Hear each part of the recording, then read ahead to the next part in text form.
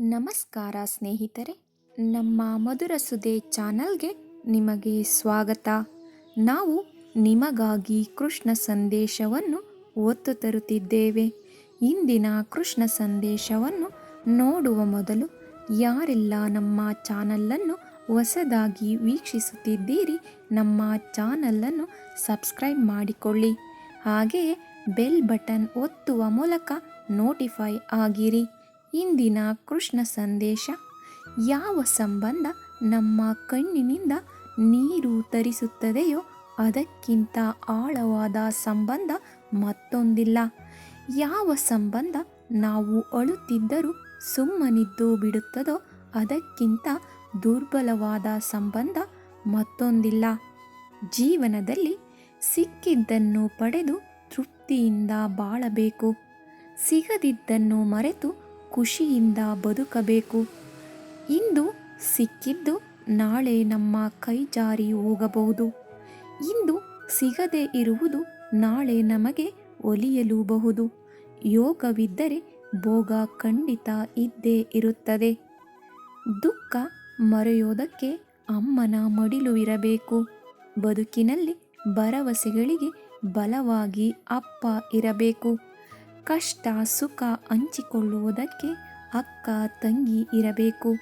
ಏನೇ ಬರಲಿ ನಾ ಇದ್ದೀನಿ ಅನ್ನೋಕೆ ಅಣ್ಣ ತಮ್ಮ ಇರಬೇಕು. ಕುಗ್ಗಿದ ಮನಕ್ಕೆ ಸಾಂತ್ವನ ನೀಡಲು ಉತ್ತಮ ಸ್ನೇಹಿತರಿರಬೇಕು. ಈ ಎಲ್ಲ ಇದ್ದರೆ ಜೀವನ ಸುಂದರಮಯವಾಗಿರುತ್ತದೆ. ಸಿಹಿ ನೀರನ್ನು ತುಂಬಿಕೊಂಡಿರುವ ಬಾವಿ ಮೌನವಾಗಿರುತ್ತದೆ. ಅದೇ ಉಪ್ಪು ನೀರಿನಿಂದ ಇರುವ ಸಮುದ್ರ ಆರ್ಭಟಿಸುತ್ತಾ ಇರುತ್ತದೆ. ಅದೇ ರೀತಿಯಾಗಿ ಅಜ್ಞಾನಿ ಗರ್ಜಿಸುತ್ತಾ ಇರುತ್ತಾನೆ. ಜ್ಞಾನಿ ಯಾವಾಗಲೂ ಮೌನವಾಗಿರುತ್ತಾನೆ. ಹಾಗಾಗಿ ಮೌನದಿಂದಿರುವುದು ಒಳ್ಳೆಯದು.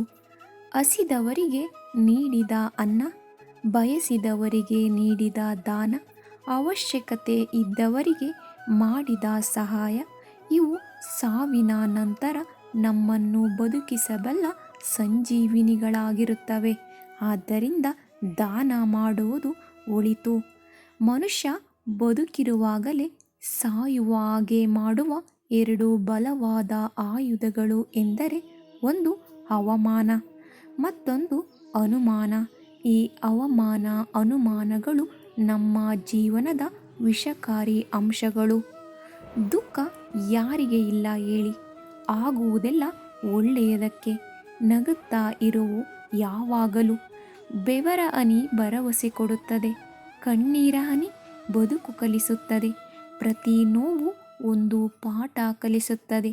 ಪ್ರತಿ ಪಾಠವು ವ್ಯಕ್ತಿಯನ್ನು ಬದಲಾಯಿಸುತ್ತದೆ. ಹಾಗಾಗಿ ನಾವು ಜೀವನದಲ್ಲಿ ಒಳ್ಳೆಯ ಕಾರ್ಯಗಳನ್ನು ಮಾಡಬೇಕು.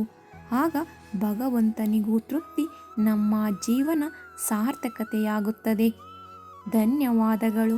ನಮ್ಮ ಪ್ರಯತ್ನ ನಿಮಗೆ ಇಷ್ಟವಾಗಿದ್ದಲ್ಲಿ ನಮ್ಮ ವಿಡಿಯೋಗೆ ಒಂದು ಲೈಕ್ ನೀಡಿ.